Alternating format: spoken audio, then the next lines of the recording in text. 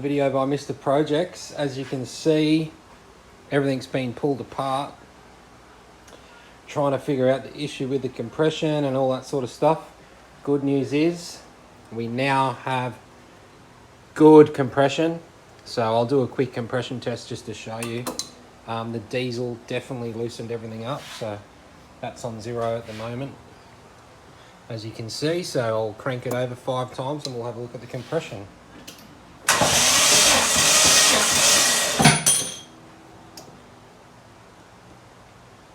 Right up there, which is awesome. The loud banging that you could hear just then. I left the ratchet on the front of the crank there, so never mind that. Anyway, back to this. Yeah, we've got good compression. It's up at about 180. It's at 150 only because I cranked it a few times, but you get the gist of it. That's all worked, so that's not a problem. The injectors, they are all firing. We figured out that the timing was 180 out. That's another reason why it was not running correctly. But the best thing is about this car right now is I'll show you, I've actually got turbo injectors out of a VL Calais turbo. Picked these up off a mate of mine for a very good price. He done me a very massive, like a huge favour. Thank you to Huss for giving me these injectors. And I have a VL turbo computer. So anyone that doesn't know, a standard computer only has one microchip in it, and the VL turbos have 2 boards. I don't know if you can see that, but there is the second board there. So I've got the turbo computer now and the turbo injectors. So what I'm going to do is I'm going to put them in the car and put it all back together, along with, I've just been down to Supercheap, got myself a set of new plugs, brand new plugs. The plugs that were in the car, it wasn't running correctly. The plugs were not putting out enough spark. They'd all been gapped before. They were originally out of my car, so they got a 0.8 gap on them. I don't know if you can really see that. It's not really going to show. Yep, there you go. Tiny gap. So I'm going to put these in. We're not going to gap these plugs. We're just going to leave them. We're just going to put them in the car. So let's get into it. I don't have much time. I want to get the injectors in and the computer on all the plugs and everything back together and try and kick it over. So let's get into it.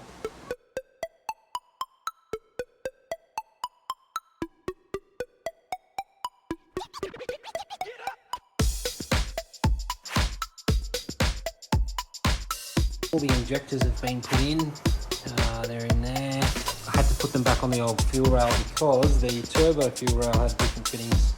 So that was a little bit of a pain, but that's alright, it's all in there. So now all I have to do is put the new plugs in, put the computer in, and try and start it. So I'll get the plugs and I'll get them in, and then I'll plug the computer in and we'll try and start it. So the next video you're going to see is probably me trying to start it, I guess.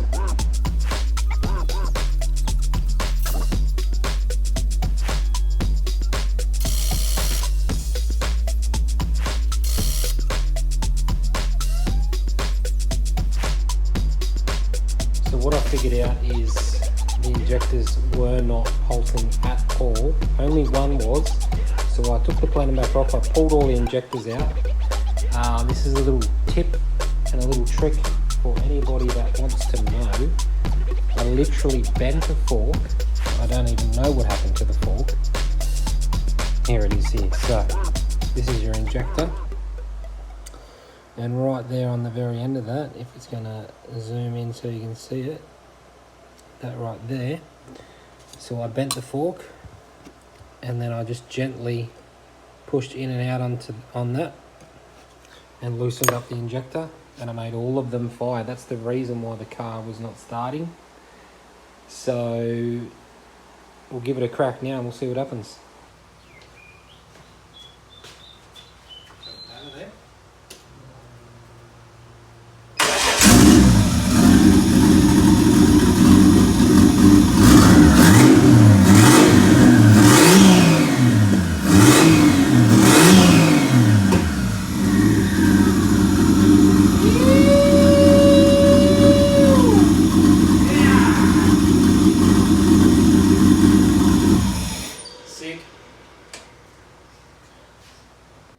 there you have it.